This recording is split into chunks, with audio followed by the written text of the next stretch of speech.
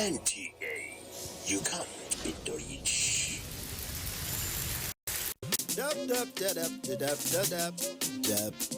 Yes. Oh. Now my dirty they smell like this. Now to throw away I'm quick. This kind of smell fit make man.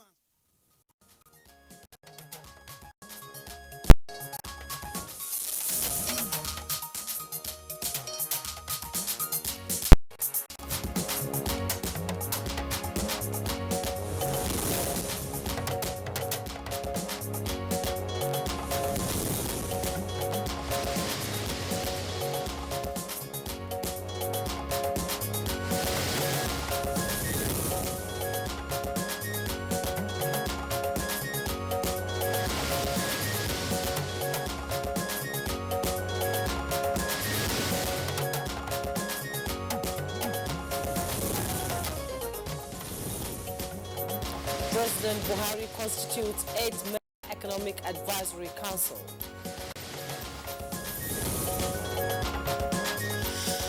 $9.6 billion judgment debt. Attorney General of the Federation says no culprit will be spared in the ongoing probe.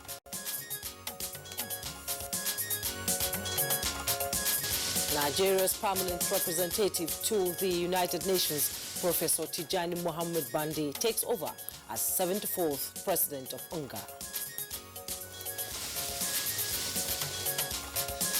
And on Good Morning Nigeria today, we shall focus on the Transportation Ministry as part of our agenda-setting topics.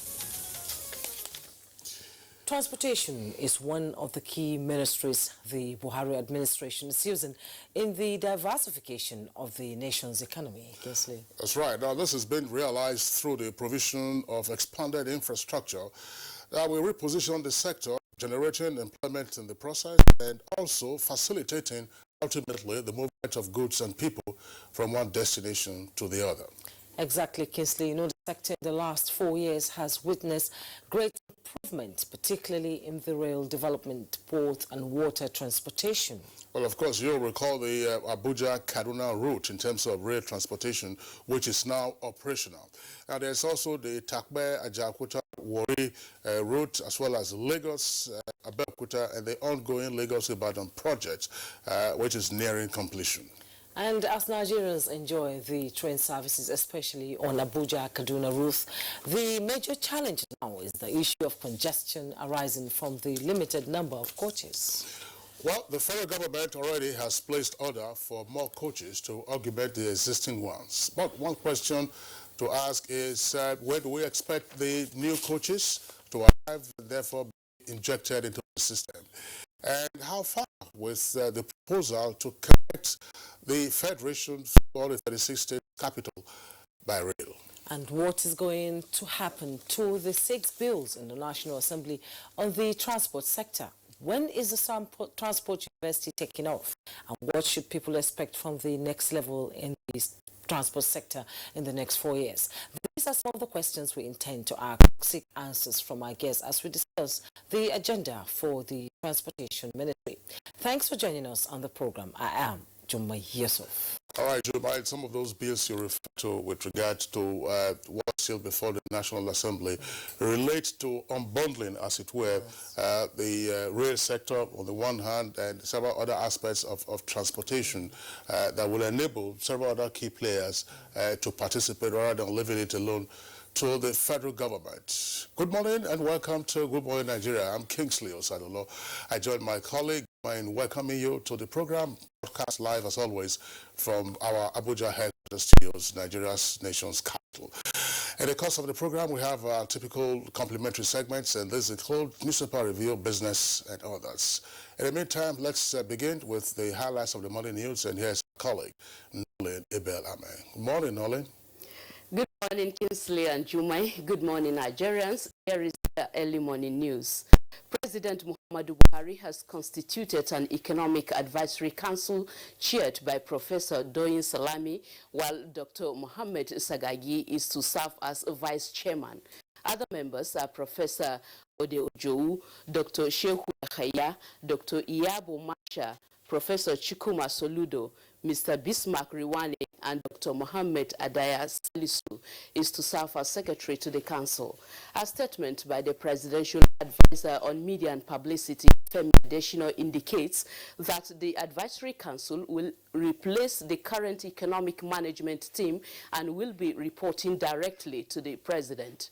The council will advise the president on economic policy matters, including fiscal analysis, economic growth, and a range of internal and global economic issues, working with the relevant cabinet members and heads of monetary and fiscal agencies. The council will have monthly technical sessions as well as scheduled quarterly meetings with the president.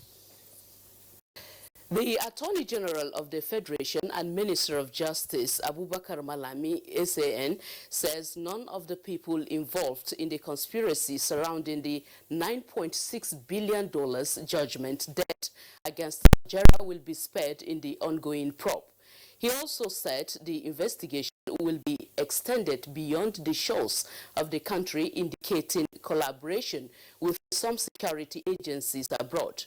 The minister at a media parley in Abuja is optimistic that the ongoing investigation will establish proof of fraud behind the award of the contract and other underhand deals. Management experts are deliberating on ways to move the nation forward under the theme, Managing the Challenge of Democracy. Vice President Yemi Osinbajo, who declared open the annual conference, tasked them to come up with new strategies that will support efforts of government in addressing management failure in all sectors of the economy. I would say that the central question, especially in the public sector today, is not the lack of talent or well-researched policies, but the weakness in getting things done or implementation. Doing things as opposed to talking about doing them. Implementation is possibly the central management challenge today, and it is, in my respectful view, at the heart of the challenges of managing our democracy. So in every real sense, our problem is a management one. The president of South Africa, Cyril Ramaphosa, has formally apologized to Nigeria over the xenophobic attacks against its citizens in South Africa. The apology was tendered to President Muhammadu Buhari by a special envoy of South African leader Jeff Adibi in Abuja. We convey our President Ramaphosa's sincerest apologies about the incidents that have recently transpired in South Africa. Those incidents do not represent what we stand for as a constitutional democracy in South Africa, and the President has apologized for these incidents. And he has also instructed law enforcement agencies to leave no stone unturned, that all those involved must be brought to book. Meanwhile, the Nigerians in Diaspora Commission has reaffirmed the determination of the federal government to protect Nigerians in South Africa, as another batch of 319 is being expected back in the country. Chairman of the commission, Abike Dabrerewa, stated this during a world press briefing on the situation of the returnees from South Africa. We expect the state governors to take responsibility for their citizens that have returned. Now, I'm going to stress one thing. Those who returned are not criminals. In fact, they are very hard-working Nigerians. Very hard-working. They've lost everything they ever worked for in South Africa. So their only crime is being black and being Nigerian. Nigeria's permanent representative to the United Nations, Professor Tijani Muhammad Bande, has taken over as the 74th President of the United Nations General Assembly, setting key priorities for ushering in a better future for member nations. The closing plenary meeting of the 73rd session of the General Assembly held yesterday. Professor Bande, in an interview with UNTV, shared his ideas on how to achieve his agenda and how countries can unite to address pressing issues facing the world.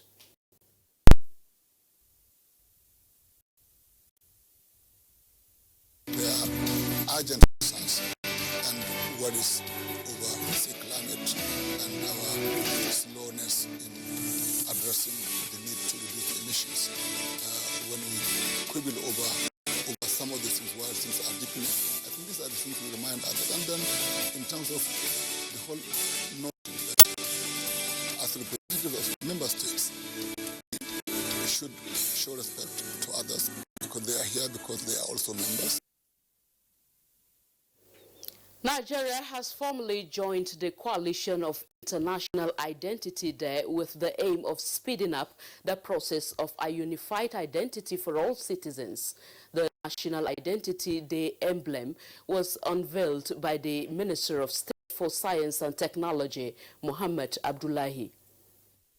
I should be a one-stop shop in forensic analysis of data. I should interface with National Biotechnology Agency to develop DNA replication and encoding laboratories to support security agencies in the detection, arrest, and prosecution of criminals. Our plan is that in the next 3 to 5 years, everyone must have gotten their identity. So this day we are going to commemorate it to remind people that identity is very, very important. The Nigeria Hydrological Services Agency is predicting continued flooding following heavy rainfall and rise in the water level of rivers Benue and Niger. The agency is advising individuals and governments of the affected states to brace up for the impact and take precautionary measures to mitigate the flooding. Individuals should take precautions not to do that will cause blockage of our drainage system. Don't do within the floodplains. The government should be able to have the strong political will to even pull down structures like it was doing here in Abuja. That's the news for now. Good Morning Nigeria continues with Jumai and Kinsley after this break. Thank you for watching. I am Nolin Ebeame. Have you heard of African Documentary Festival Foundation? No. Oh, come on. Well, let me tell you, diversity of thought and culture and religion and ideas can be the strength of a nation. As we speak, African Documentary Festival Foundation is calling for a 3 to 5 minutes documentary challenge to commemorate the 59th Nigerian Independence Day. Theme: Our Strength in Diversity, retelling the Nigerian story, a partnership for peaceful coexistence and economic growth. Hey, make sure you submit your entries at www.afidff.org on or before 20th September 2019. Note, screening and award of prizes on both Universal Health Coverage and Unity Project will be carried out on the same day, 26th September 2019. Venue: National Center for Women Development, Banquet Hall, Central Business District, Abuja. Time 10 a.m. prompt, supported by the Nigerian Television Authority.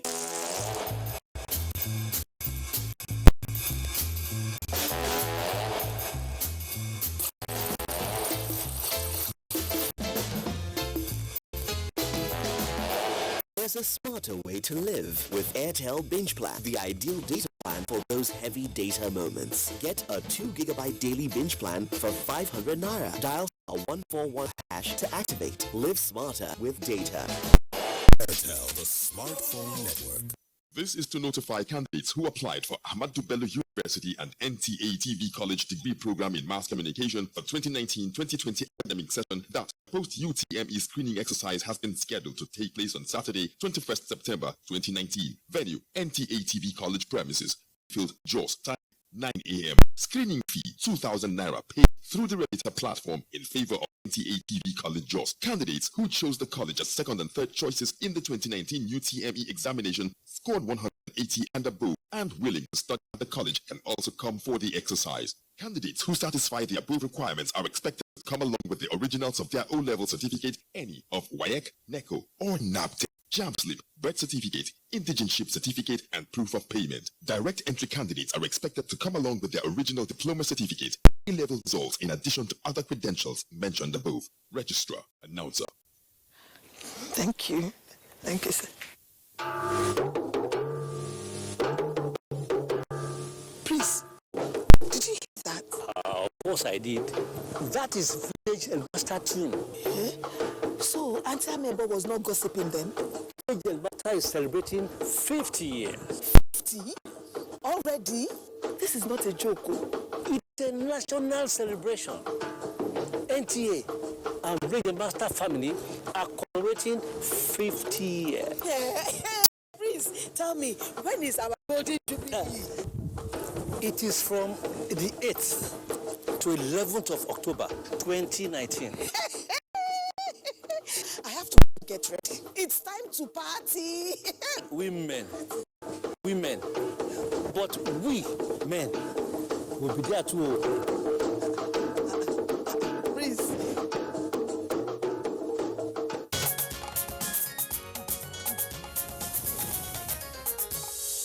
Thanks for rejoining us. Now, federal government says Nigeria will not sell out her interest to extortionists. Plus, investors open the week negative as all share index depreciates by minus 0.74%.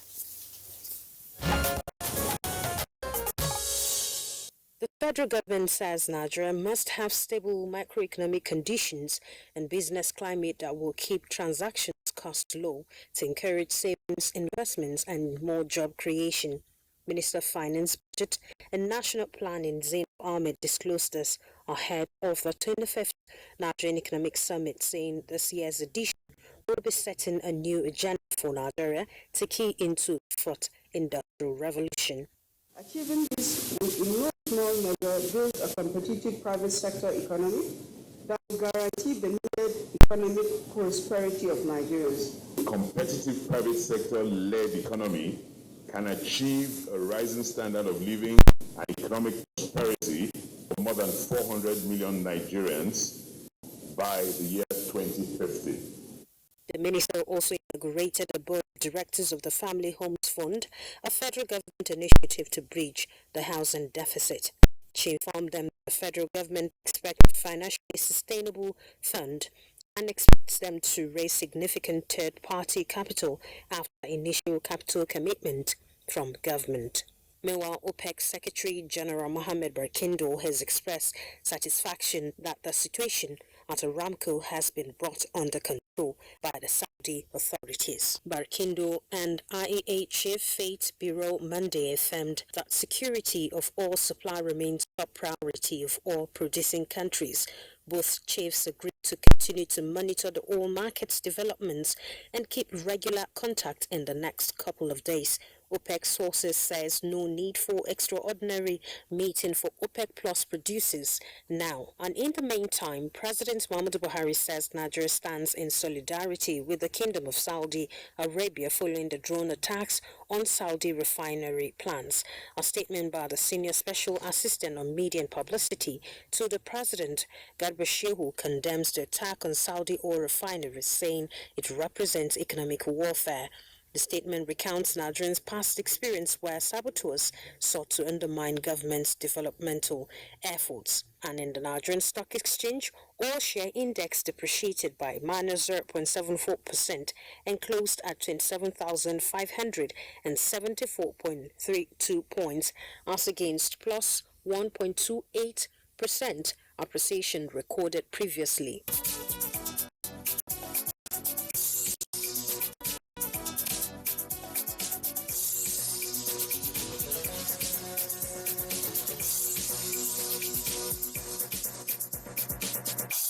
With business news, Comfort, Adu. Thank you very much, Comfort, for the business package. Up next for us on the program is a review of the papers we have today.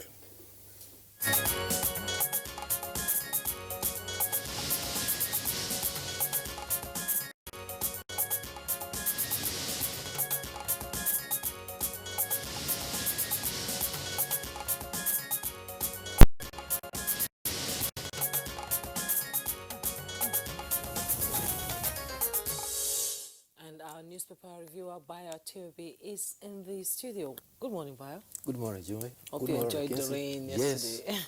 Good morning, Nigeria. Kinsley, did you enjoy the rain?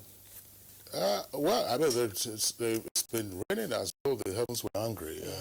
So It's fine. It's fine. I The mean, weather is cool. If the rains do not impact you negatively, that's well. But I believe that parts of the Federal Capital Territory have been inundated. And you are seeing flooding around some of the shorelines. I mean, rivers are swollen. So especially the floodplains of River Niger and Benue. That's right. The luck we have now is that Ladu Dam in Cameroon has not been opened yet. They'll open it. They always do that every They will, but so far they have not reached the dangerous level, and that is the need. That's from Benue.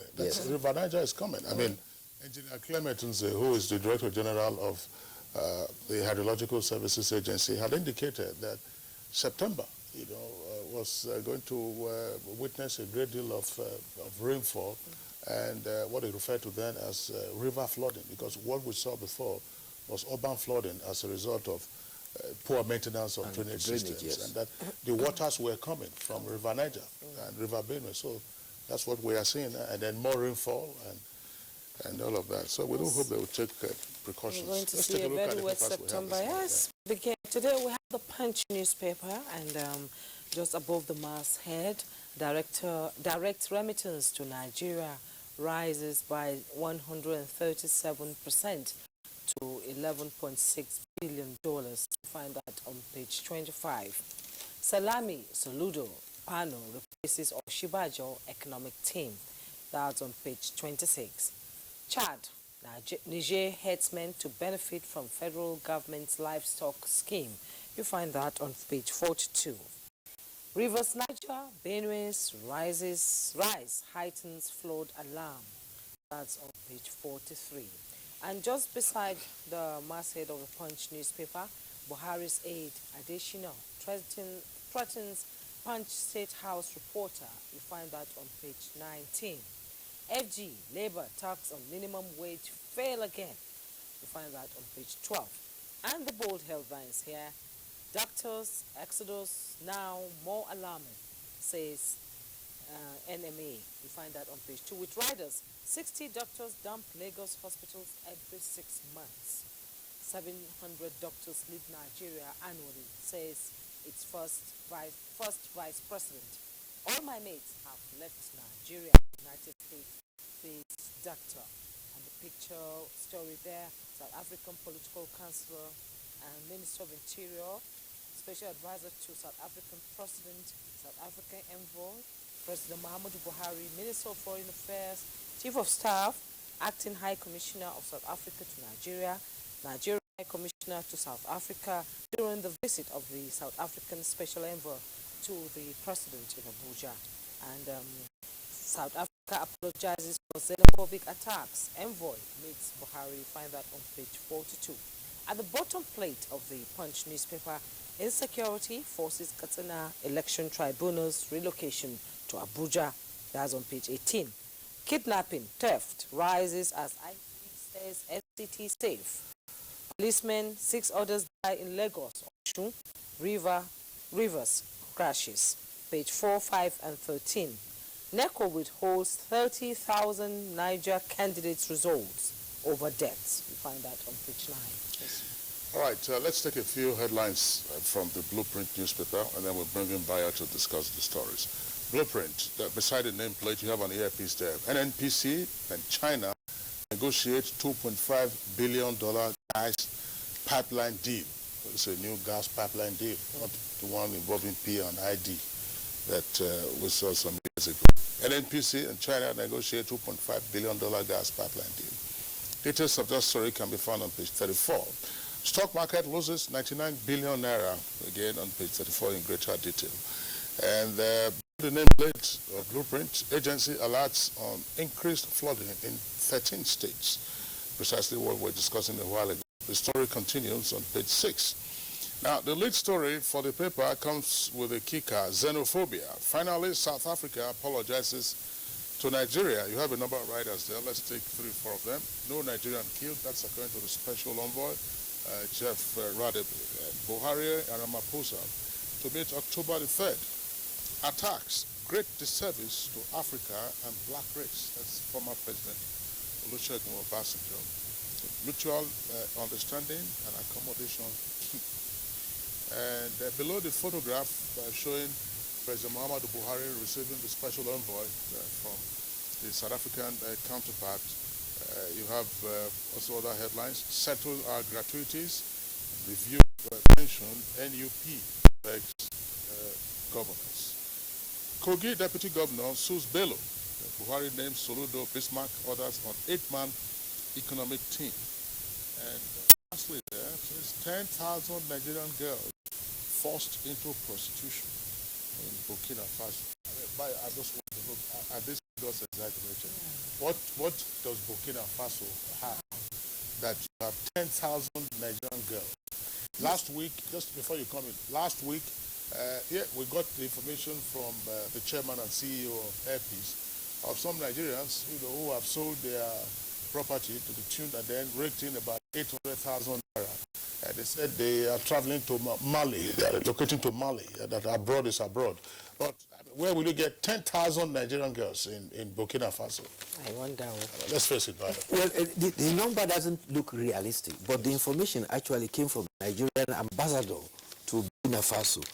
And she says that in some areas, you find so many girls there, especially they have left secondary school, and they have been fooled and promised greener pastures, but actually they have been indulged into prostitution. And he says that her office has actually found out that there are some of them that are willing to return, and they are helping those ones that are wanting to return. But there are others who are hiding in villages and are engaging in prostitution. The number, about 50 persons, have been arrested so far in Burkina Faso. But the number that was given was actually 10,000.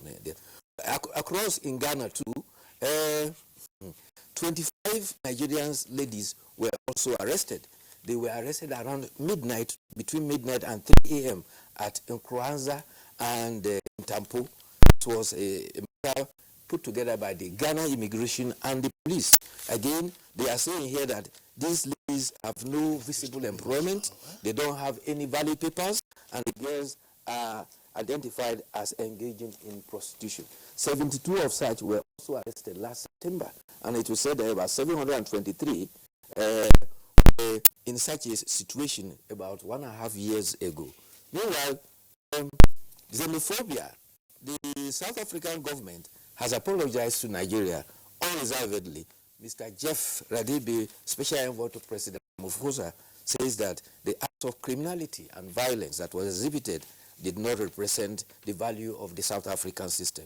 He said that South Africa remains eternally grateful to Nigeria for her role in ending apartheid. He expressed the hope that President Muhammadu Buhari's visit to South Africa in October will again strengthen the relations between our two nations. But he has clarified, he said, throughout the crisis, 10 persons were killed. 2 of them were from Zimbabwe, 8 are South African. No Nigerian suffered any fatality in this instance, but about 50% have been arrested in incidents related to that, and he has assured that they will face the wrath of the law. Meanwhile,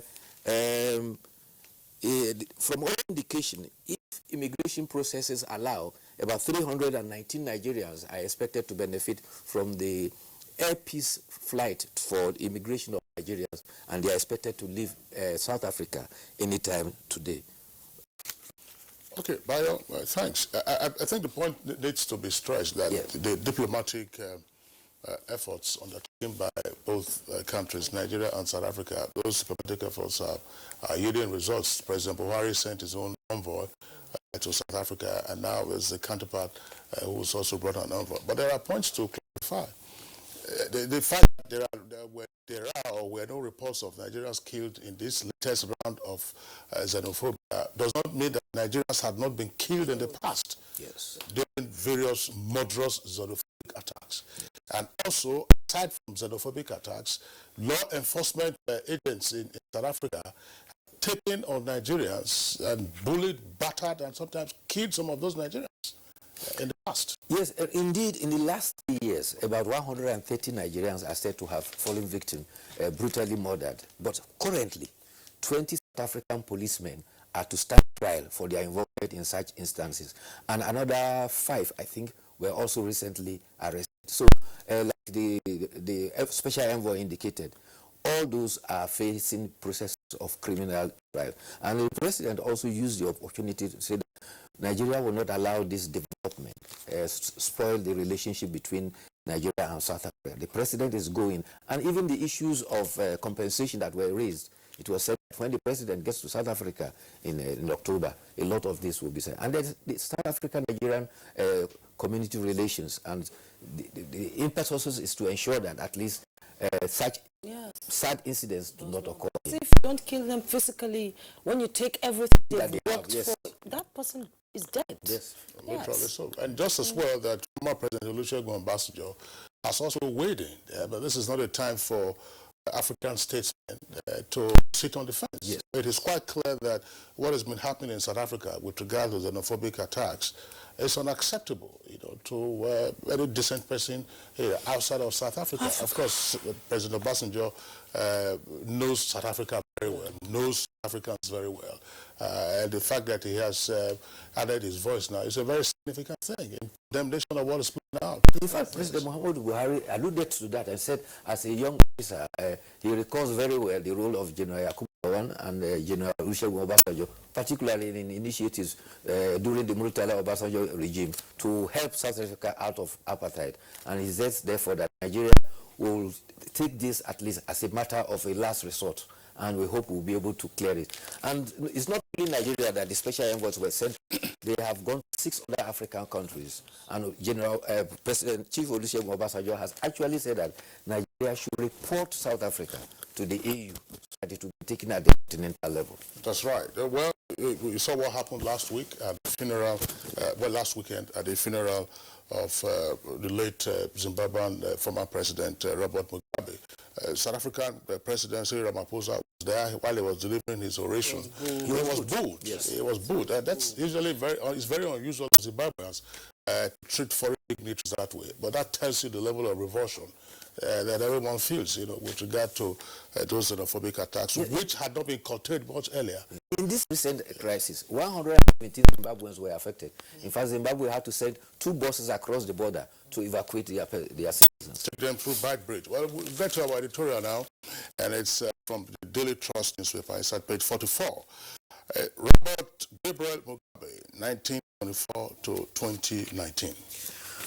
Well, two positive developments. Let me quickly refer to them. And they are, one is on the economic front. And the Emir of Kano, Mohammed Sanusi II, has said that the president has put together the best economic team ever. And the new economic team is different from what you used to have before. This economic team comprises, or has a chairman, Dr. Mohammed, Professor Duyi Salami, and has Dr. Mohammed Sagagi as the vice chairman. It will replace the former economic management team that was presided over by vice president. This time around, they are required to meet monthly, and quarterly will also meet with the president. On the other side is the issue of the minimum wage. This is Secretary to the Government of Federation met with the labor, and the situation is now stalemate. The Secretary to the Government of Federation is to report to the president, because the president directed that they must conclude negotiations. Now, coming to the editorial. Before to the editorial, since you brought in the issue of the new Economic Advisory Council, yes, I think it is useful to clarify that the setting up of the Advisory Council, the Economic Advisory Council, is not a replacement for the National Economic Council. No. Which is chaired by the vice president, and then you have the state governors in attendance. And just as well, Professor Charles Soludo and Professor Odeojo had previously served as economic advisors to former President Olusegun Obasanjo. So let's take the editorial now. Robert Gabriel Mugabe, 1924 to 2019. Well, Robert Gabriel Mugabe died on September 6th, and he was buried last weekend in Harare. The editorial is happening on his contribution to the Africa. His nation, Zimbabwe, has accorded him a status of a hero, but it cannot be taken away from him. He is recognized as an African hero. In the era of his rule for over 3 decades, he rose from what was a hero status almost to a situation that was despised. And it was because he harped seriously on the interests of its nations. Unfortunately, when they had the Sandhurst agreement, the Lancaster House agreement, Robert Mugabe was prevailed upon to delay the land reform. Eventually, his people in South Africa became impatient with him. And as an knee-jerk reaction, he reacted and he was very hard on the white minority. And this ostracized him from the West. And it affected the economy of Zimbabwe so massively. And at the end of the day, because of the tendency for him to continue to remain in office, in spite of the challenges of his age, he became almost a kind of despised leader. But however, at the end of the day, Zimbabweans are grateful to Robert Mugabe, who led the Zimbabwe Patriotic Front to wage war. And he, in fact, was imprisoned. And he waged war and led his compatriots, Ndabanigi Sitoli and Joshua Nkomo, to lead the Patriotic Front to liberate Zimbabwe from the minority regime that was led by Ian Smith. He's an African hero that has gone home.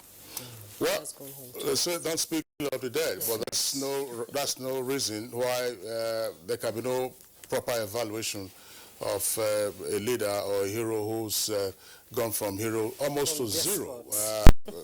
Robert Mugabe transformed from being a hero of the liberation struggle to becoming a despot.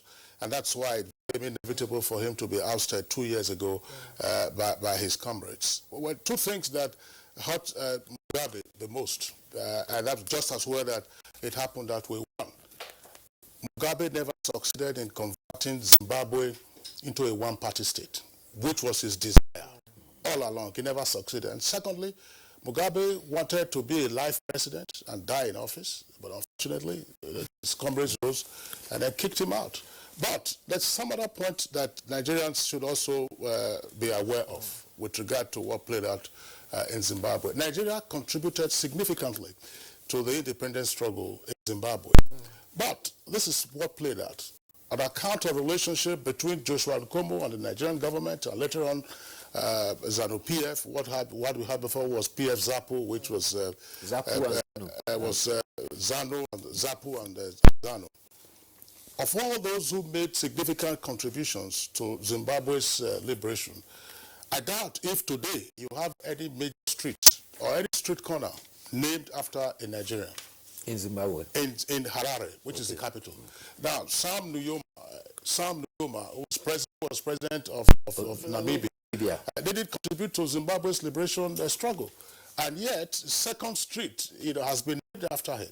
Samora Machel Avenue, it's one major one. Julius Nyerere has a street named after him. Kenneth Kaunda has a street named after him. It was part of Mugabe's unending malice, towards Nigeria, that he never named that. I think it's a point that Nigerians must never forget. Vice President Oshibajo honored him by attending the funeral. By the way, I think the burial would take place subsequently. There was a mausoleum for him at the Heroes Acre of the outskirts of Harare. Bayo, thanks for being around. Thank you for having me. See you tomorrow. Okay, it's Good Morning Nigeria, live network service of the NTA. We'll take a short break. Now, when we return, we'll be dealing with transportation issues in Nigeria.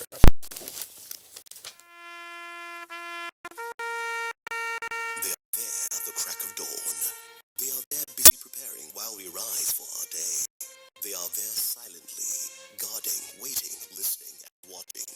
They are there ready in the sky above and the water below, in the blistering heat of the day, in the dead of night, willing, indefatigable, determined in the defense of the sovereignty of our country. They are our first line of defense and our last. They who have paid the ultimate price in defending us. They are fathers and uncles. They are mothers and sisters and girlfriends and boyfriends. They are brothers and cousins and best friends and neighbors. They are classmates, colleagues, and citizens of this nation. They are our defenders and deserve our respect, our prayers, our thoughts. Nigeria, please support our armed forces. To the outer framers, the hat tippers, the fringe goers, you don't need to hide anymore. Try Dettol Even Tone.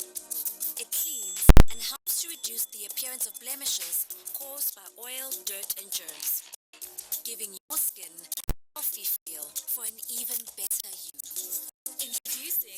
new Dettol Even Tone Pink Glow. Healthy skin feel for an even better you. It is here again.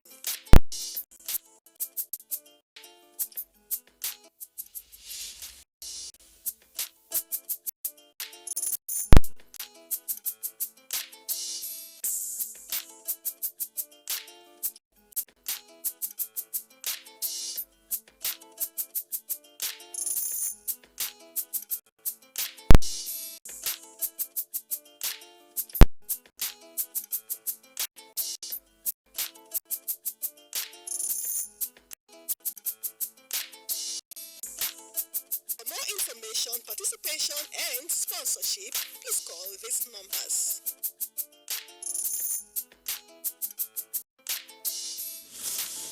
NTA TV, promoting learning.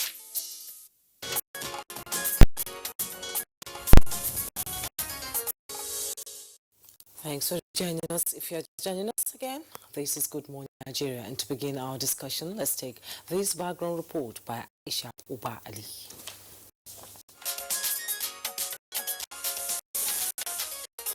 Nigeria's transport sector has been quite busy in the past 4 years with several changes in policy, programs and implementation. A scenario which experts agree deserves a pass mark. Shippers say the online portal technology at the country's seaport has brought transparency and efficiency, though concerned persons insist the issue of congestion is still a problem. Government is finding lasting solutions to the issue, one of which is the extension of the rail lines to some seaports. The inauguration of the Kaduna Inland Dry Port at Kakuri, Kaduna State, targets the congestion of the seaports. This would also bring shipping to the hinterland. It is an agreed fact that the railway subsector in the country has witnessed fast growth. For instance, the Abuja Light Rail has revolutionized traveling in the city center. The Abuja-Kaduna Standard Gauge, first of its kind in Nigeria, is now the preferred mode of transport between the Kaduna and Abuja axis. For more than 30 years, the Itakpe-Ajokuta-Warri line was abandoned. Work has resumed on the project with plans to extend the line to Abuja. The inauguration of the Lagos-Ibadan Standard Gauge Rail line is also expected soon. As Nigerians enjoy the development, they are still curious over what to expect from this sector in the next 4 years under President Buhari's administration. They want to know the plan for the proposed Ibadan-Kano Railway project.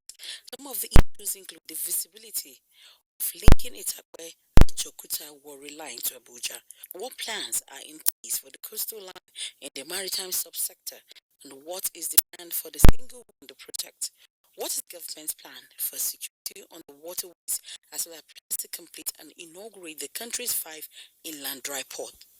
These are the issues guests on Good Morning Nigeria will throw light on today.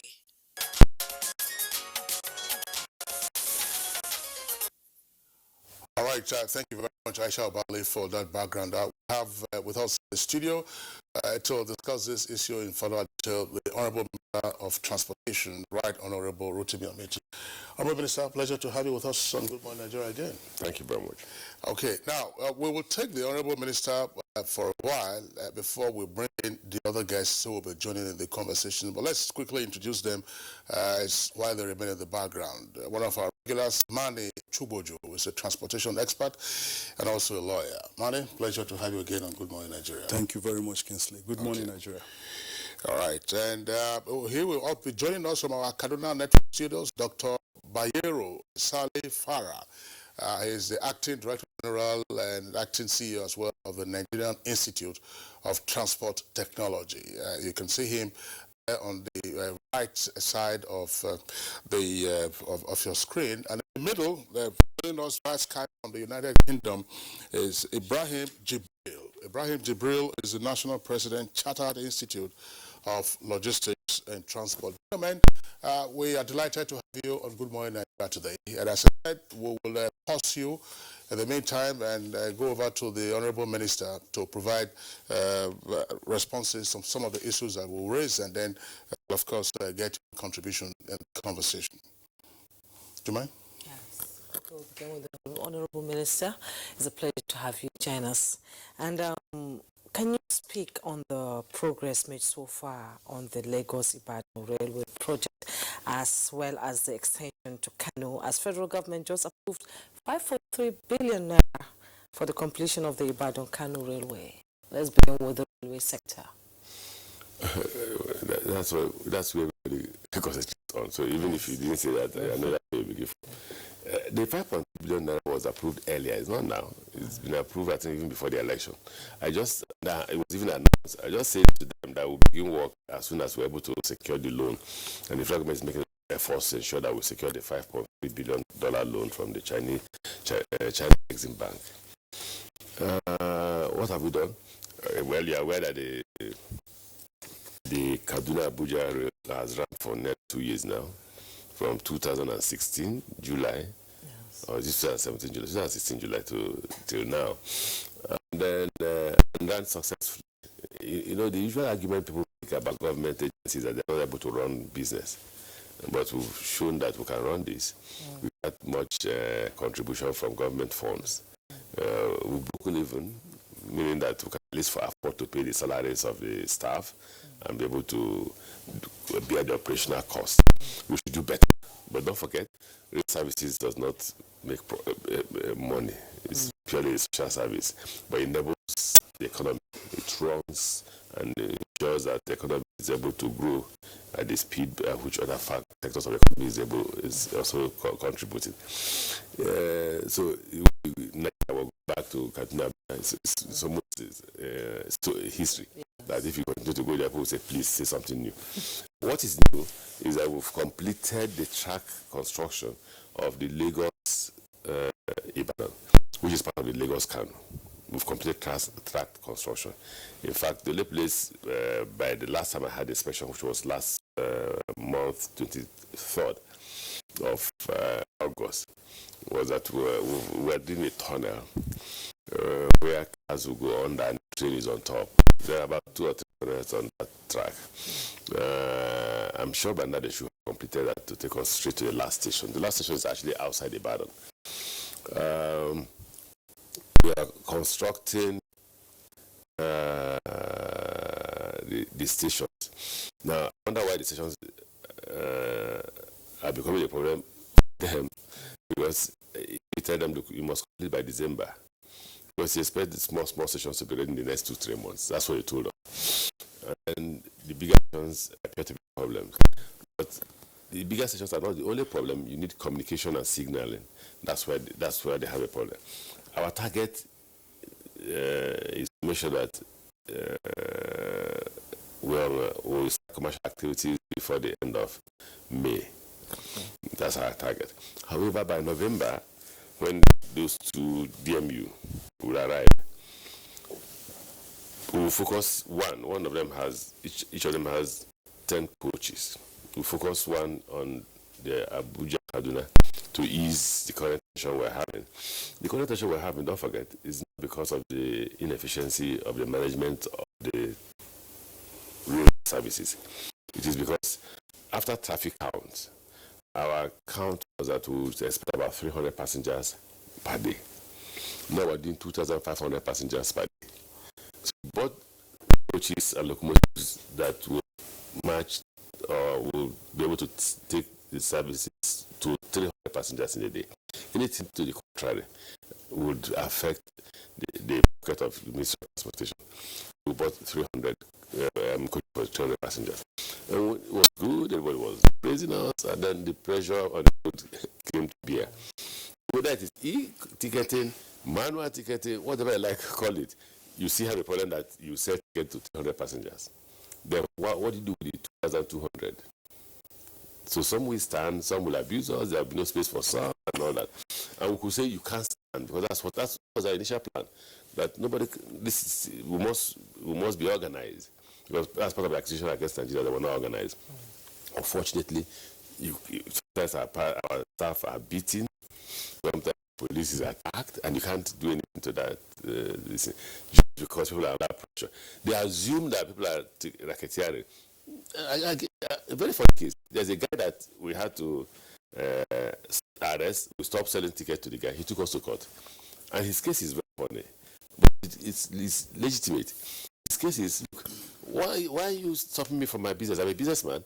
I come to the ticket and I buy 20, 30, 50 tickets at the cost of government. And I sell at a higher cost. Those don't have it. So if I do that, what is the offense I have committed? And if you look at the law, what offense are you charging him for? So he went to court against a Nigerian Railway Corporation for stopping him from buying tickets and in turn selling the ticket at Rigasa. Because for that's legitimate business. Business that comes with the demand and supply, if you demand and supply in this, you don't have enough ticket, and then you have this kind of pressure. So that is, Lagos Ibadan is ongoing. We intend about November before Christmas we introduce the new MU, one to Abuja, one to Lagos Ibadan. The one in Lagos Ibadan will start carrying passengers from November, probably free of charge, until after Christmas, to enable those who are going to Christmas enjoy the services. The problem they will have is that there will be no ready stations for them to hop up at any point. You are aware that Itabewari is completed. Itabewari is yesterday they came to invite me to come and see the yard. It's a beautiful sight to behold. I said to go to see it. Just 2 more bridges remaining and few distance to complete the stations with commissions and signaling. But since it's just one locomotive that you use, I don't see why we can't continue to run the services. We had stopped to enable us complete all the distance. But I think we should resume to enable passengers who are moving from Warri to Abuja get to Abe and pick a bus. We are creating a bus service. We are creating a path for businessmen to introduce bus service from there to Lokoja and from there to Abuja, pending when the contract for the Abuja Itabe passing through Babu will commence and be completed. I think that's what we've done so far. However, we tend to, once we get the loan, we'll start construction from 2 sides. We'll start from Kano to Kaduna and from Ibadan to Ilorin. Okay, we are still on the rail issue, and in particular Abuja Kaduna rail service. I recall we had you on Good Morning Nigeria some months ago at the peak of the pressure on the train services on that axis, and you said part of the suggestion you were working on was to see whether you could get the coaches that you had on the Itakbe Ajaokuta axis to service the Abuja-Kaduna railroad. What happened to that proposal? We did. We sent one, but now I've told them to even shut down Itabe just to enable us feed Kaduna Abuja. But even if you do that, you'll be taking away about 80. We're taking away about nearly 200 passengers. Okay, so you will now be left with 1,900 passengers that you can't cater for. But you're expecting new coaches, as you said, yes, near the end of the year. By November, we should have 2 DMUs. We introduced 10. I hope the 10 can reduce the pressure. But even if it doesn't reduce the pressure, between December and January, we should have more coaches. But I tell you, it's not economically viable for NRC. Because for now, it's temporary in the sense that it just put security pressure. The moment the security pressure is resolved, you go back to 300 to 400 passengers a day. So what happens with the excess capacity that you have built? Waste of money. Well, I'm sure the transport economics will work that out. I mean, the route has become very popular. And if persons find it more convenient for them to use the rail service rather than putting their vehicles on the road, other than for security considerations, I'm sure they will patronize that. But, Honorable Minister, let's back up a bit and return to the general philosophy of your approach. You're one of the reappointed ministers. You had been in charge of the transport portfolio during the first term of President Muhammadu Buhari. Same portfolio has been reassigned to you. Is it a continuity, or you are tweaking what you started out with in 2015 with regard to the milestones that you intend to achieve, and in particular getting other drivers to be enablers of the goals of the transportation ministry? Well, the target is set for ourselves in railway. We have not changed. The target is get railway to literally every state capital. But the problem I continue to say is availability of resources. They are not there. I'm not a good politician because I just can't continue to make promises I know will not be fulfilled at the end of the day. What we think we can do is, let's focus on railway first. Is okay, well, that target was to take trains to every state capital. While that is the objective, why not start with the strategy of rehabilitating the old narrow gauge to ensure that you can take railway services to 3,505 kilometers of railway. In that case, you can get to Funtua, you can get to Kalalamoda, you can get to Meduguri, you can go to Umahia, Enugu, Aba. The place that may miss out will be Owerri, Abakaliki, and Oka. But at least the old one, and you're sure that people can go. So you fix new tracks, fix the stations, get new coaches and locomotives. They are functioning at 80 to 90 kilometers per hour, which was what it used to be before, pending when you get money to get this new standard gauge to everybody's state capital. That way, Jumai can get to Borno in less than... It will be fun, actually, to travel by train and just see all this beautiful scenery along the way. Yes, water transportation. Yeah. Yeah, that's why there are new objectives and new targets. The reason was that the last time you allowed your friends and colleagues to focus on it, to drive it. Have they done well? Yes. At a good speed? Yes. But I think we can do better. Okay. To do better now, the Minister of State for Transportation is focusing there, and I will be overseeing it. Now, what we try to do is what we just told Niwa. Look, Lagos is a big market. Lagos state government has no right over inland waterways. The constitution is clear, the law is clear, it's the responsibility of the federal government. But see, when there's a vacuum, somebody must fill it, and so Lagos state government has tried to fill it. Now, go back and reclaim that responsibility. It's yours. The courts have said so. And so to do that, buy more vessels. We can give you more money in the budget. You buy more vessels and run inland internal water services in Lagos from VI or this into Apapa. That way, those who are complaining about traffic grid law and all that can have easy way to get to Apapa and make sure that you focus on safety. Dredge, after capital dredging, maintenance dredging, and see how many people you can encourage to move their goods by water. Right? Yeah. That will create employment. That will create employment. We also intend to focus on single window, talking with customs, to ensure that Nigeria does not continue to be the only country in the whole of West Africa without a single window, just because of unnecessary disagreement between agencies. Then tracking. In fact, I was embarrassed when last week when we had the stakeholders meeting, nearly every stakeholder talked about tracking. So we need to get back to cabinet to get tracking off the ground. What's tracking? Cargo tracking, where you know the movement of your goods as they are coming. You can track it? Can track it yourself? No, the government will track it for you. Okay. I just want to, I'm sorry, let me jump in here. You know the type of goods and the quantity. Quantity. I mean, Lagos state government and the NIWA squabbles, that's one. Some persons would ask, instead of NIWA struggling to run water transportation services from Ikorodu to Apapa or to Victoria Island and elsewhere, why don't you focus on port development?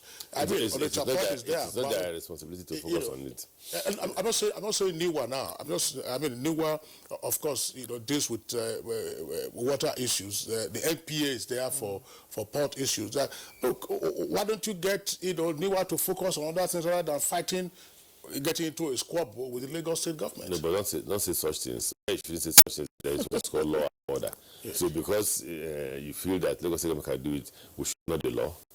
If we go to the law, one day you'll be killed. Because what keeps you alive outside God is the fact that we know that killing you is against the law, and so the person will be prosecuted, and possibly, if the law says he'll be shot, he'll be shot.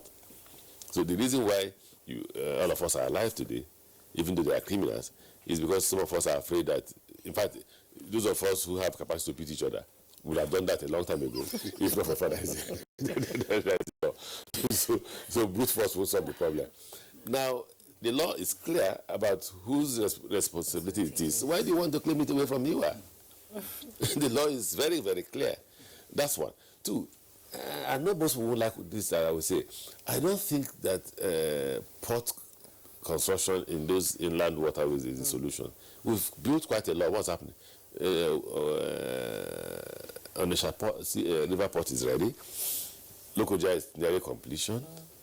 Barrow is ready. Which way forward? Where are the goods? What you should focus on is production. So what you're doing as Minister of Transport is to provide the logistics, make it easy for you to produce and transport your goods. So the businessmen should emphasize and start production. If there is no production, the economy is going nowhere. There is no magic about it. Because as you produce, you employ. You create wealth. The wealth is able to buy what you have produced. That's the story of China. We have 1.4 billion persons. We employ them, right, in production. They get salaries. So if we produce cars, they get salaries, they buy these cars. So the economy is able to move forward. So still talking about the inland waterways, the maritime subsector, the meeting you had with Mr. President recently, you stated that your focus in this sector will be the implementation of the nation's single window for relevant agencies. Nigerians would love to know what they would get, what benefit they will have if this is implemented. Simple is very easy. It's about the best that can happen. You digitalize the process. No human contact, or minimal human contact. So first thing you eradicate corruption. It's only when you see a human being that you pay money. If you see your computer, do you pay money to your computer? The answer is no. So you digitalize the system. That's one. From the moment your cargo departs from, say, for instance, United Kingdom, you know how much you have to pay. You go to pay it in your bank, it arrives, it goes through the scanner, and you pick it up the same day. The same day it arrives. So time, those time you waste 42 days, for 50-something days waiting for your goods to clear from the seaport, you eliminate it completely. And then those costs that are built into those goods are eliminated, so the cost of goods begin to reduce. Huge benefit for the country. Okay, thank you very much. We did indicate that we have other guests. Let's quickly go to the United Kingdom, where we have Ibrahim Jibril, who's National President, Chartered Institute of Logistics and Transport, joining us via Skype. Just before, we hope we don't lose the Skype connection while it's still there. Ibrahim Jibril, thanks for your patience. Let's have your take on what you consider to be the pertinent issues in the transportation subsector of the economy, and whether the responses are gaining traction in your assessment. Thank you very much, Kingsley. Good morning, Nigeria. Good morning, my Honorable Minister and other discussants this morning. The business of government generally is to create enabling environment. And we are very pleased with what the ministry is doing recently in the area of rail transportation. As espoused by the Honorable Minister himself, there is so much going on, particularly the Kaduna-Abuja project, the Lagos-Kano, and the Itate-Wari. And of course, we want to hear more of what is going to happen on the Eastern Corridor. But having said that, the business of government in development administration requires that we do more of infrastructural capacity development. And in this regard, I think we're doing quite well, so it's commendable, and we say kudos to the minister. As we are increasing in the area of passenger transportation, we would like the ministry to focus on freight logistics using the railway mode. It is good to ferry passengers across the country, but you will understand that over 90% of the cargo that comes into Nigeria comes through the sea. And unfortunately, as much as you can, to a great extent, predict what will happen to your cargo coming into Nigeria up to the port level.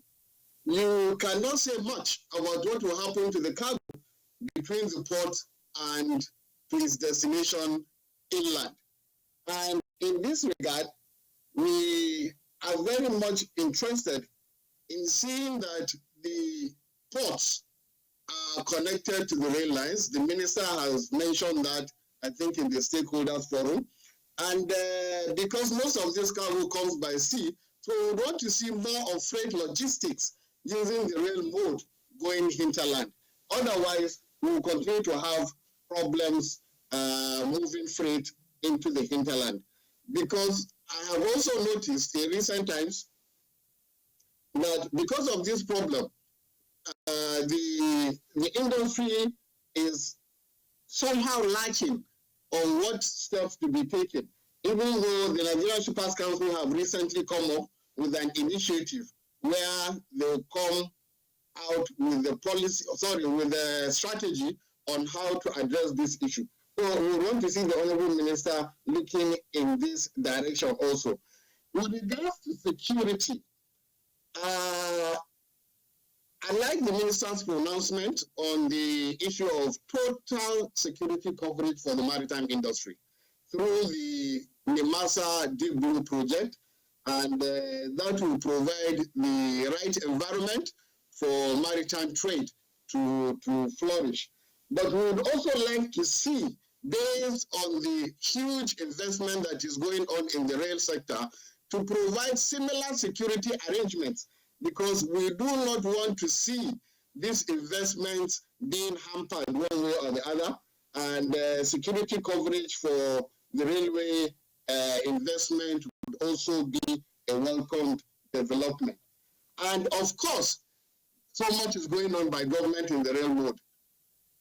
We are not seeing private sector participation so far, so we would like also the ministry to factor in private sector participation, because eventually we believe at the end of the day, there should be more of the private sector participation also in the railway mode. So, and of course, because of the recent hype in African continental trade, free trade agreement arrangements, we would also like to see, because this is an easy take for us, like hanging fruit. The countries that are hinterland are looking up to us, or have been looking up to us, to provide freight services from the coast to anywhere around the Chad, around the Niger Republic, and those other countries that are hinterland.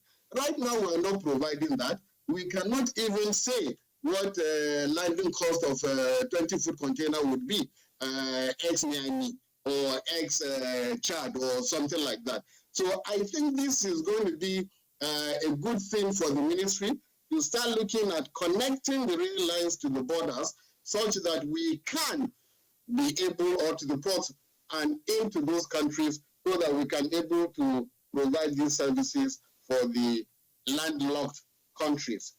That is on the rail mode.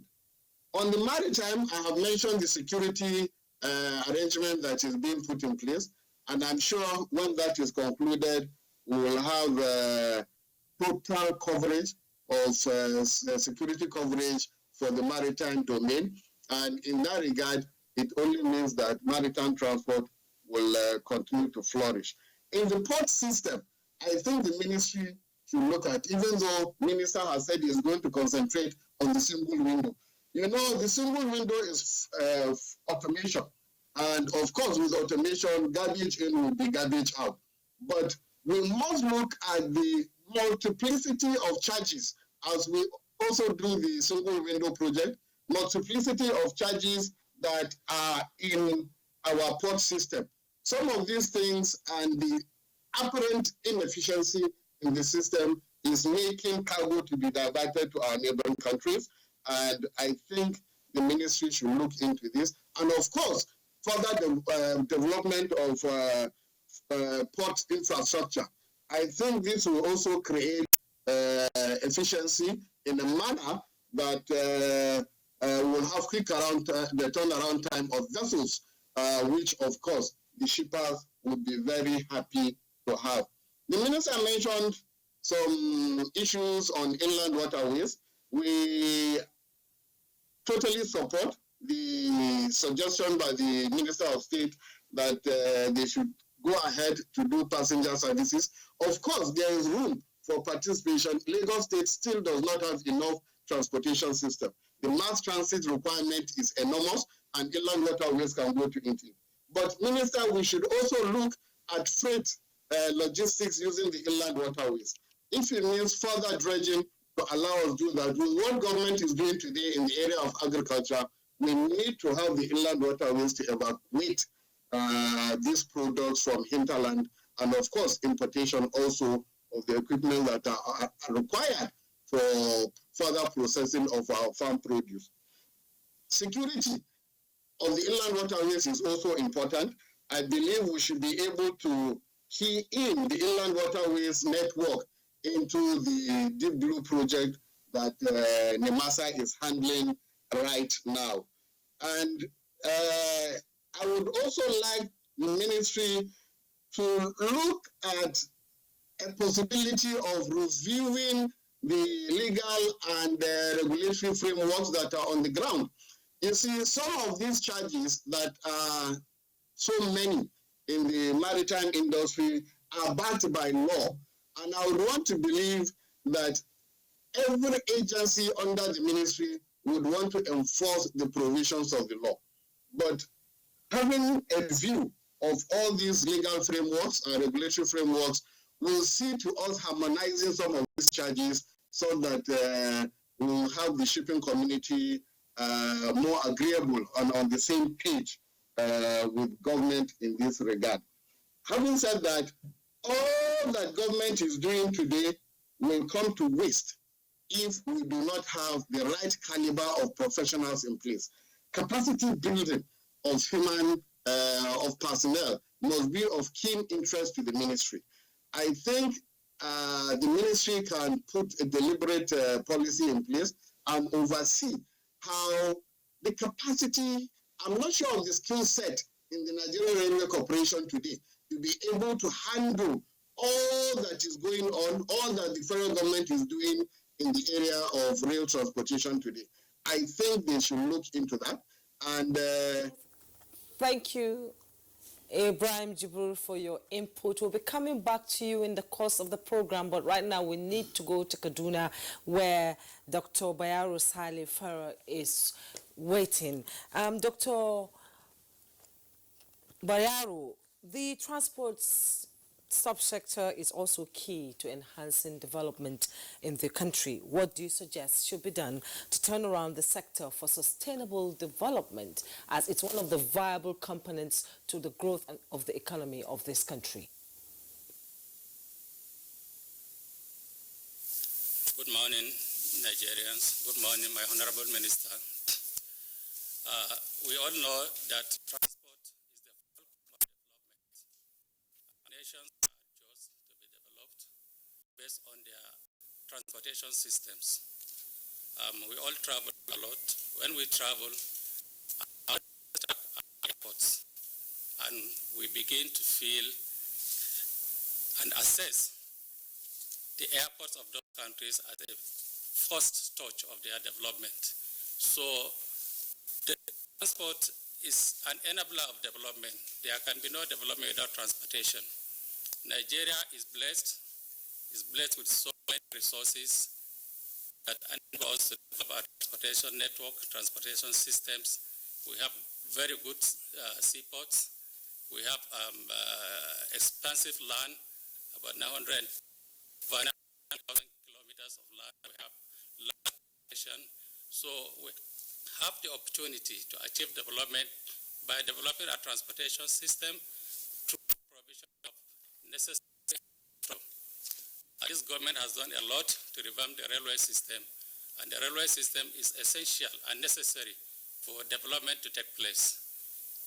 There is no country in the world that develops without effective and efficient railway systems, because to move your goods across the country, you need railway systems the road system has a burden, and government has money to develop that deteriorate immediately they are finished, because the road system has not been regulated. The road transport system has been regulated, and transporters are free to do whatever they want. The road must have been developed to carry specific loads, and what is happening now is transporters load their vehicles. We don't have way bridges to check these loads, and there are no road user charges. People are free. Nobody pay for using the road. So because of that, the roads don't.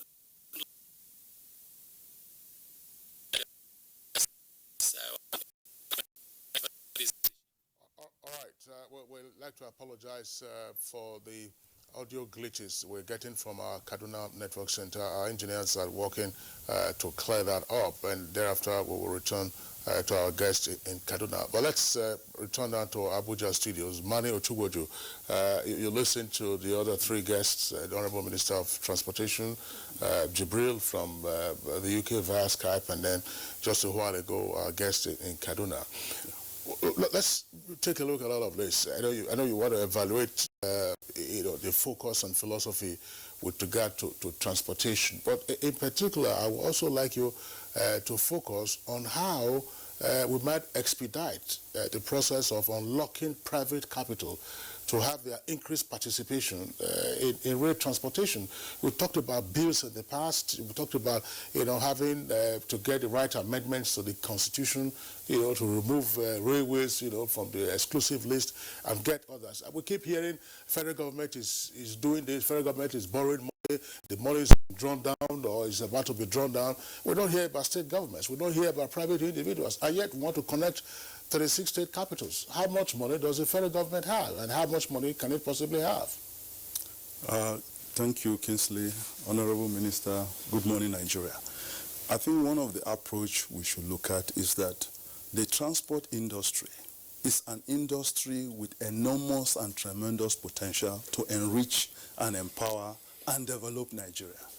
We should stop looking at this as just another social service, just to move people and goods from one place to another. We should look at it also just as we look at oil. We look at the banking industry. We should change that perspective. I think that paradigm change will help to unlock private capital. We keep forgetting that if the transport industry is properly organized, properly developed and operated, it can even finance the Nigerian budget as a country. Tiny little country like Singapore, the monies they generate from transport industry alone is enough to run their budget for 4 or 5 years at a time. We're talking of diversifying the economy. Transport is one opportunity right in front of us. In fact, a low-hanging fruit. We don't need any fantastic industrialization process to harness the potentials to unlock it. It's a banking vault ready for all of us to tap into. Secondly, it's not a federal government matter alone. We're talking about transportation and the minister is here. We've got 36 governors sitting down there in their houses doing nothing about transportation. I come from a state where the governor was once a motor park tout. I say so with respect to him because he says it to win votes. He prides himself on having been a motor park tout, and he rose from that humble beginning to become a governor today and has been voted the second time. What does he do about transportation? Look at Akwa Ibom. They are doing something about transportation. They are running their airline. You can't even tidy up your motor parks. You can't tidy it up. And the rail lines that pass through your state, you don't protect the right of way. You allow people to dump bean there. The railway that passes in front of my house in Otukpo and all the way to Makurdi is a dumping ground for the beans. What are you doing about the state of your roads? The states should provide roads too. It's not just federal government who should provide roads. I know the Honorable Minister for Transport has a burden to bear, but then the need for intermodality of transport system requires that other cross-cutting issues like financing, which you've mentioned, and road work. And this brings the Honorable Minister for Works right into the mix of things. These are issues that we should call those other state governors and other stakeholders like the Minister for Works to account, with due respect to them. Because if we are going to have an intermodal transport system, the only way it can be functional, efficient, we must have good roads. 80% of our transportation is based on roads. And the state of our roads are just awful. The rail, well, the minister talked a lot about rail. I recall in my younger days, as doing my A-levels, Juma is here, I used to travel all the way from Otukpo to Maiduguri by rail. And from Maiduguri all the way to Enugu, where my dad was in the east, by rail. It's safe, it's clean, it's sufficient. We had that, and today we don't have it. This attitude of concessionaires, contractors, coming from different parts of the world, and I dare say, we have the ugly face of capitalism operating in Nigeria, where these people coming here are just asset strippers. They're just vultures. They just want to strip assets and walk away. We should get rid of them. From those managing terminals in the port to those coming cap in hand, they want to concession rail, and they don't mean it. And it's gone on for years. I had a small conversation with the minister before we came in here. He knows my views on this, and I don't need to repeat it here because he's here. These people should be dealt with. Take a look at the clause dealing with termination on all those contracts. Review them, follow that termination clause, terminate all those contracts, and let's do it ourselves. We had a functional Nigerian Railway Corporation before all these foreigners are coming to knock on our doors. If for nothing else, bring it back to the standard where it is. Furthermore, let's still take a second look at waterways. I hear your point, Kingsley, about Lagos and Niwa squabbling. But by the way, Lagos is a tiny little island. It goes again to show the myopia of concentrating all our facilities in Lagos. It is totally wrong. I keep advocating for eastern ports, and I'll keep repeating it again and again. We must do something about eastern port. Lagos waterways is just tiny. We have 10,000 waterways in Nigeria, 10,000 kilometers. How many kilometers are in Lagos alone? Lagos is tiny little. That's another perspective we have to remember. Lagos is very, very small. We have waterways that link 26 states in Nigeria. 26 states in Nigeria are linked with waterways. And of these 26 states, 77% of the time they are navigable all year round. Only some other little rivers that is seasonal. And even with those seasonal ones, with a little bit of dredging, 26 states in Nigeria can have efficient waterways. What's wrong with Benue having their own Benue ferries and barges, carrying load, carrying oil facilities from Port Harcourt all the way to Makurdi? You get to Makurdi, you put them on the rail, from rail, they go all the way to Maiduguri. What's wrong with that? Why must everything go through the road? 80% of our transportation system cannot rely on road. And even the road itself is broken down anyway. Those are issues we need to look at. Thank God the minister is here. Waterways and the ports. Those ports, those river ports need to be revisited. 14 billion has been expended on them. And that 14 billion should not go to waste. Places like Onitsha is a big disappointment. Why should we have a river port in Onitsha and it is not functional? Why should we have a river port in Ogwata and it's not functional?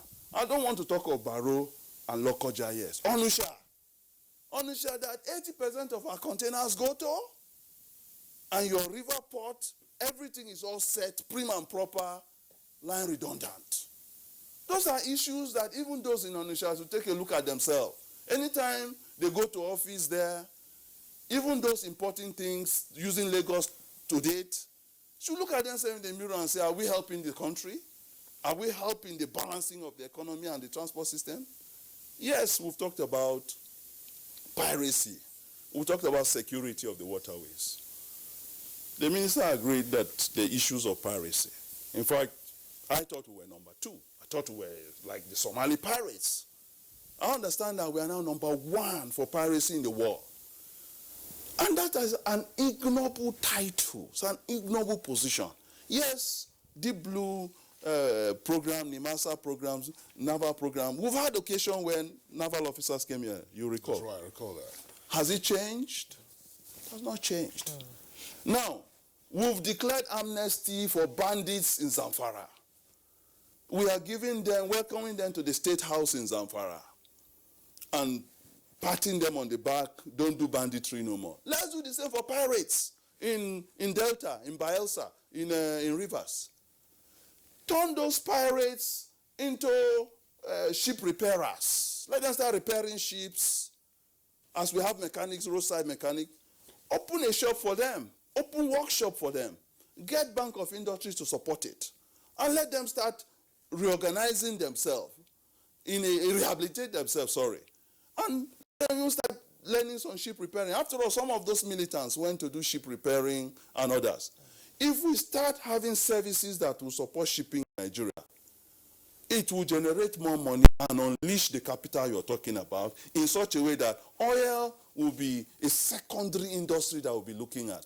Okay, well, Mali, thanks. While we are still on the water transportation, particularly the river ports, Baro and Onitsha and Lokoja, which is not yet completed, I would like to return to Ibrahim Jibril via Skype in the UK. Ibrahim Jibril, you talked about freight logistics, and this is one critical part of it. The minister himself did say that the Onitsha port is there. Onitsha port has been ready for I don't know how many years now, and then we are complaining about freight logistics via land transportation. Why is Onitsha fallow, in your opinion, and what should be done with regard to Baro? The minister is saying, look, industrialize, if you are producing, then you have goods to move. But you're talking about freight. You have freight. Why are those ports not being utilized? Well, thank you, Kingsley. The river, the waterways, I'm not too sure if they are at the right draft for business water transportation to flourish. I'm not very sure of that. So I think the ministry needs to look at dredging of these waterways in order to attract meaningful platforms to ferry goods through the inland waterways. And of course, I mentioned earlier, the security arrangement that is being put in place for the maritime subsector of the economy must also be extended to the waterways. Security challenges are also some of the reasons that may deter some of these services to be provided through the inland waterways and make our ports lie fallow. But having said that, and with all respect to the Eagle of the Niger Delta, whom I know is always akin to more action and action rather than meetings. But we must, as it was mentioned earlier, transport services are under the concurrent list. And I would want to believe that if the federal government, through the Federal Ministry of Transportation, is able to carry state governments along, it will go a long way in complementing the activities or the programs of the federal government, at least for provision of transport services in the inland waterways and other modes of transportation within the country. And one of such avenues that you can always get state governments and other stakeholders committed is through the National Council on Transport.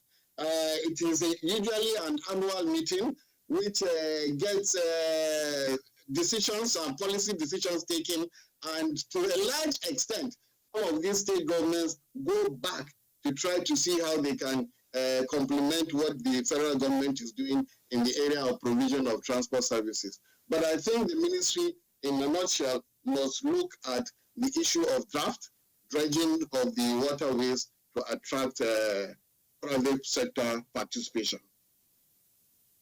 Thank you very much, Ibrahim Jibril. And gentlemen, we have tweets that have also come in from our viewers, but we're taking a short break now. When we return, we'll go through some of those tweets. and then return to our guests, beginning again with the Minister of Transportation.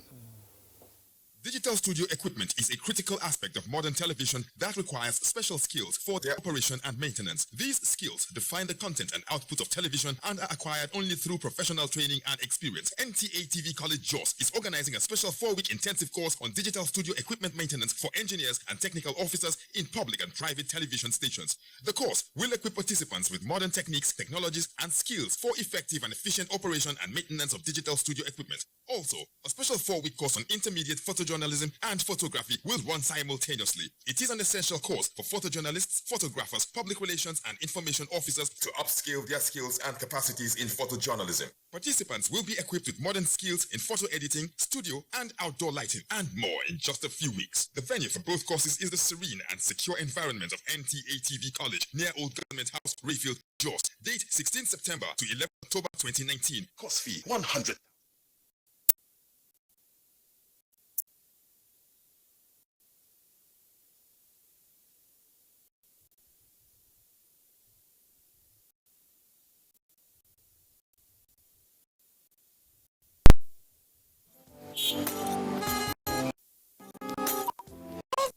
Now, the red light won't kill you. Move now.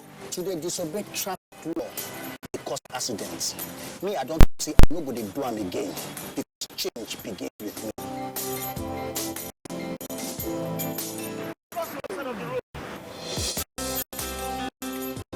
We no longer endanger my life crossing the express.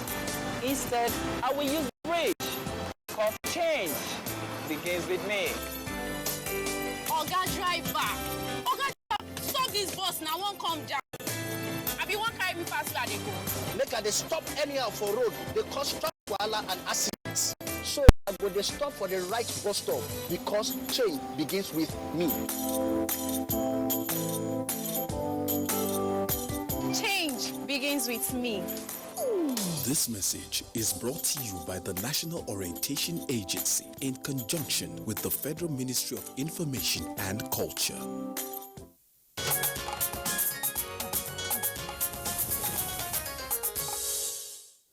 You're welcome back to Good Morning Nigeria. We have some tweets, like Kinsley said earlier before we went on the break. We'll now take them, some of them actually, because there's so much and we're running out of time. Abdul tweets, the emphasis must be on rail services, development in view of the deplorable situations of our roads. Most roads today are death traps. They are impassable, and where they are manageable, the security aspect is precarious. But I see Aruna Damo tweets now, transportation is an integral part of the economy that can, of course, be a driver of same, if properly managed. Now, it is saddening that the Abuja urban mass transit buses bought in 2003 were misused, and this is irrelevant to this conversation. Yes. And Ikeju Olagbaju tweets, the Transport Ministry is still a dull crayon in the park unless it is charged with the responsibility to take over road infrastructure. Road traveling account for over 80% of moving goods and people, yet the infrastructure is not maintained. On rail, there is an improvement. Now, Amabala Hombas tweets, the maritime sector needs a complete overhaul. Security issues on our waterways, security issues need more attention.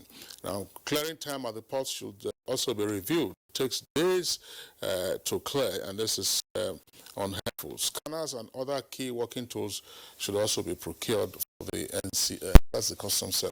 Yes, and coming from Law Alpha C, the Transportation Ministry particularly, rail has witnessed a great and steady turnaround, courtesy of accelerated political will offered by the present administration to make it relevant. So kudos to government.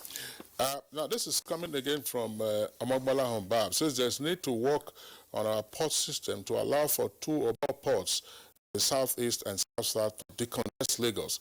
Worries coming up would need more. And first to Akimboye Watwitz, the Ministry of Transport must be more efficient and less bureaucratic. To be realistic, the ministry must focus on building railways across the country.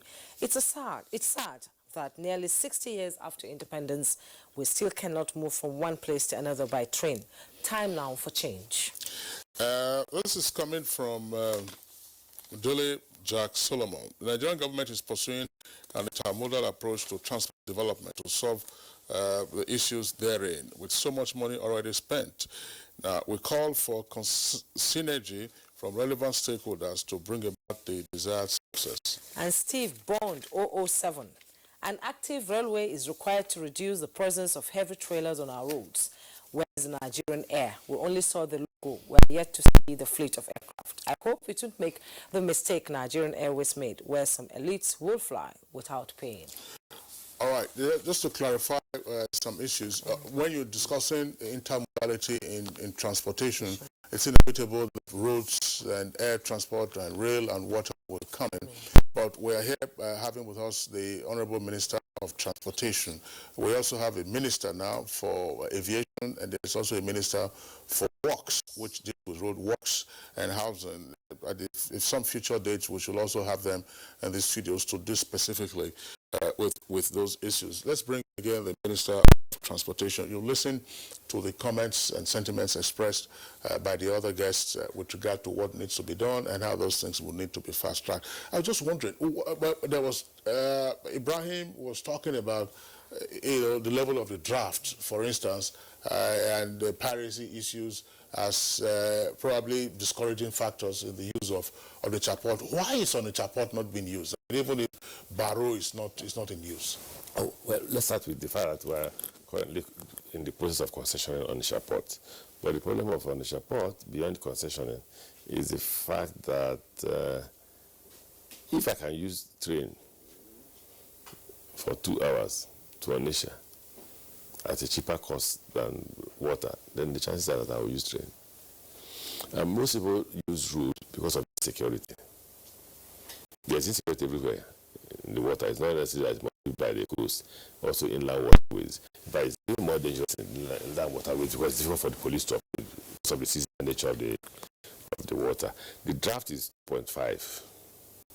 So most things you use are essentially barges, not vessels. So I think at the point of conclusion, they're concluding the concession order for the port. I will see how it goes. Let's see how it goes. The other issue he raised was the issue of single window. I had discussed it. We were back on it with customs, Ministry of Finance, Ministry of Transport, PA, everybody being getting involved. The Vice President chaired the committee the last time. He's chairing the committee, and that concluded that Nigerians can import and export easily. He raised the issue of security. I discussed it. I said, you can't. The problem of Nigeria is not just of seaports. There are seaports. There's Port Seaport, there's Onne Seaport, there's Calabar Seaport, there's Warri Seaport. Really, lots of seaports over. The single reason why people don't go that way is first the cost of charges on goods from point of listen to destination is high when it comes to those areas, higher than Lagos a bit. But even though Lagos falls into the same category of being charged what they call war premium. So you are charged as if Nigeria is in a war situation. And you don't, so if a Ghanaian buys this tea cup for 10 naira and you buy for 10 naira, it will get to Nigeria at 12 naira and it will get to Ghana at 11 naira. You get the point? Now, we don't have seaports in Nigeria. What we have is river ports. So the draft in the river port of Apapa is maximum 11, 12, I don't think it's up to the 13-meter draft. The same with Port Harcourt. I think the biggest, the deepest appears to be Onne Port. So this is the first seaport we'll get in Nigeria is the Lekki Seaport. You see, because Nigerians have never experienced a seaport, they call it Lekki Deep Seaport. As if when you say deep seaport, it means that you have a seaport already, you'll get something deeper. After that, the next one would have been Badagry, but Badagry is slow. It's supposed to be an investment. Even Lekki Seaport is an investment. It's not consulted by the Nigerian government. It's a Chinese investor with a Singaporean investor building the Lekki Seaport.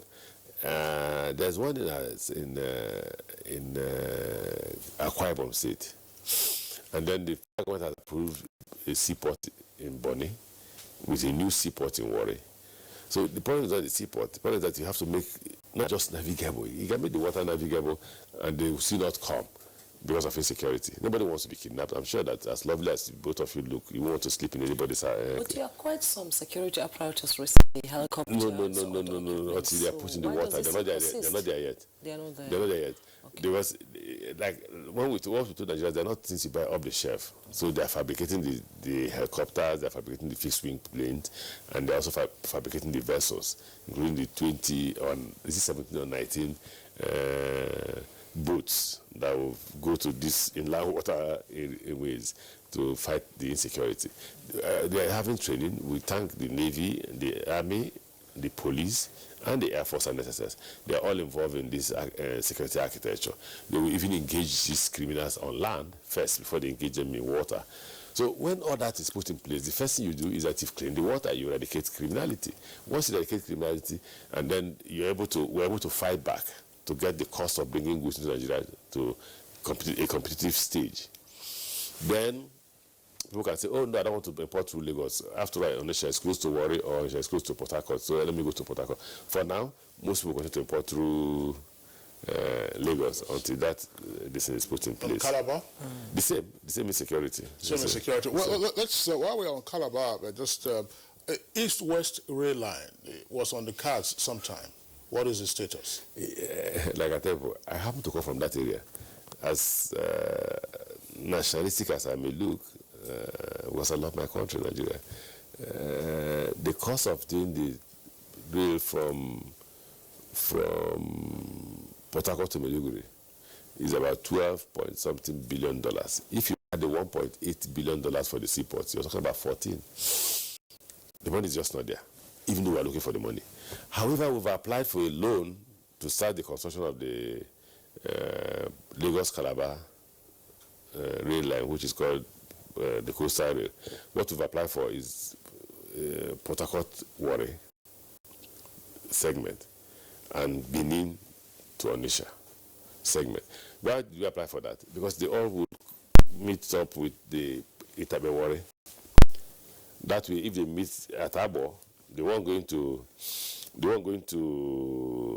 Onitsha will meet Itabe-Warri at Abo. The one going to Port Harcourt-Warri will meet Itabe-Warri at Warri. Now, so if we get the contract from Abuja to Itabe completed, then it means that network can join the Western network to go to either Kaduna, Kano, or to go to Lagos. So, because you don't have money now, you're managing to put all this in place to see how it goes. But first, we must get the loan. We've applied for the loan it's about $3.9 billion. Why the pursuit of sovereign debt, as it were, for the development of the rail sector? We raised the issue earlier about seeking to unlock private capital, and there are bills relevant to this. Why is the government also not shifting its track? Just show me one bank or one individual that can do it. No, there's nowhere in the world. It can be a consortium. There's nowhere in the world that you have seen private. When I hear people bring private investment to it, I say name one anywhere in the world. Name one. $2.7 billion is 1 trillion naira. And Lagos Ibadan is 600 billion naira, which is $1.6 billion dollars. Now, and it will take you nearly 40 to 50 to 60 to 70 to 80 years to recover. The money. So, the capital, not even the profit or interest. So you will have died, and that generation will have died. So tell me one investor that will go into that business. As I tell you, I can tell people, there's no money in railways. It just provides economic enablement for the economy to grow. That's what it does. So what it does for the country is bigger than what it will do for an individual. So no individual will invest in that. What individuals invest in, and I can tell you the argument globally. The argument is, look, government provide roads for the public free of charge. Why can't they provide the track? Because the cost is in the track. Then we can then buy locomotives and place on the track, and then government can charge us for that locomotives and not ask us to construct rail. So if you're going to construct the rail, it then means that you should be looking for billions of dollars. I just told you here that Port Harcourt Maiduguri is $14 billion. How many people can provide $14 billion? You're talking about close to... So we have a lot of billionaires. Segments? Well, we exactly do the segments we were doing Lagos Kano in segments. But you be here interviewing people and there's no the speed with which they did Lagos Kano is not the same speed they are doing Port Harcourt to Maiduguri. Is it because we are from Southeast or because we are from South? The political pressure, the enormous political pressure people put on public servants, only God will save us. Well, the railway sector is, getting off the ground, it's moving. Let's talk about the shipping line. What's happening to it? You talked about it throughout your first term.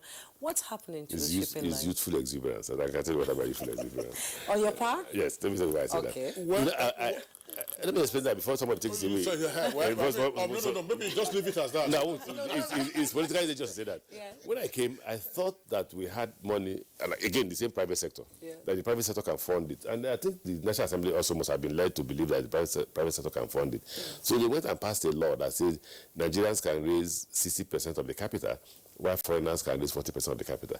Believing that I reached Nigerians who can reach that. That's why I say that. We do have rich Nigerians. Well, wait now. Hold on, when you hear the story. So we rushed off to Singapore, got Singaporean investor who said, look, I'll bring the 40% capital, I'll bring the vessels. Nobody to bring the 60%. Till today, the committee is in place, so we can move forward. Unless that law is changed to allow foreign investment nearly 100%. Then, because all you do is give a franchise, call it Nigeria Shipping Line, but somebody owns it from outside. If that law, and I will seek for the amendment of that law, where you will not say, the law is set to enrich Nigerians because there's a huge amount of money in that kind of investment. But when Nigerians can't bring money, we can't continue to remain without a national shipping line. That's why Nigeria doesn't have any vessel today with a Nigerian flag. Well, we understand our Kaduna Network Center is ready, but let me put this question to you first before I pop it to our guests in Kaduna. And it has to do with the either University of Transport or Transport University or Transportation University. I'm sure you've read the comments, with regard to the proposal for having two of such institutions. And reference is being made to the Transportation Institute in Zaria that, look, that satisfies our needs. So why go ahead with new universities? Who says that satisfies your need? Well, commentator. What does the NITT provide? NITT is one of our smallest research institutes, small. And you can't continue to depend on the NITT because you can't move forward without a research center. Now, what does the university do for you? I don't know why Nigerians are complaining. You're not spending your money. Whose money is it? The contractor. It's part of what I negotiated. I won't sign this contract unless you give me evidence to transfer technology. Because you can't dump this on me and go back to China.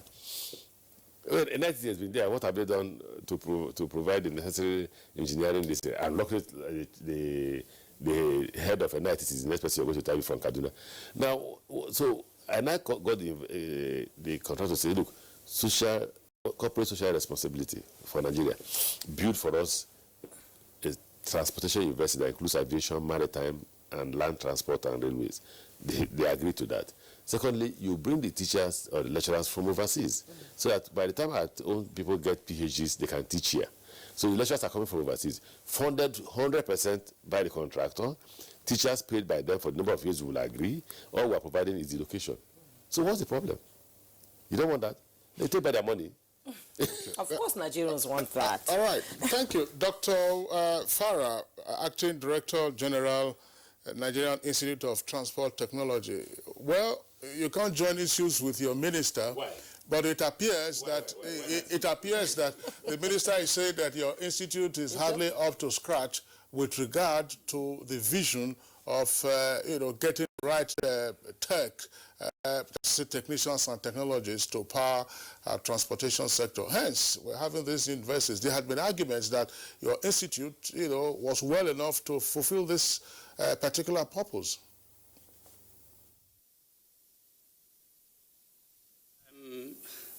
In the same page with my minister in this regard. There are over 15 universities in Nigeria running degrees, masters and PhDs in the areas of transportation. And the establishment of additional universities, particularly a dedicated university for transportation, is long overdue. What we do in NITT is not to train university graduates. What we do is we train short-term programs. That is, we improve skills of Nigerians we professionalize them, and we provide basic and applied research in the area of transport and logistics. And that is enough mandate. And there are similar institutions like us all over the world. We have the TRL in UK, we have the VTI in Sweden, we have the Korean Transport Institute. These are functions that are designed by our law, and they are exclusive. They are not within the realm of a university. So I'm in the same page with the minister. The minister is doing the right thing. We need more universities in transportation, and will continue to be relevant in the industry. Dr. Farah, it's understandable you're on the same page with the minister. That's a blackmail. No, it's not. Okay, well, thanks. Mani Ojubojo, let's get your closing thoughts. You listened to the minister. It touched on a number of points. I mean, how long, for instance, can we plead the alibi of insecurity as a reason for the non-use of the Eastern Port Corridor that ordinarily would have been useful to us, or even developing freight transportation much more effectively in the inland, in the river ports that we have in the country? And then this concentration on revamping those colonial rail lines that we had in the past. When is it easier to refurbish or just lay new tracks and move on? Bring the money now. Seriously, I don't subscribe to the fact that we will keep on pleading the issue of piracy on Nigerian waterways and insecurity. It is like raising the white flag. It's like surrendering to them. We have to tackle it.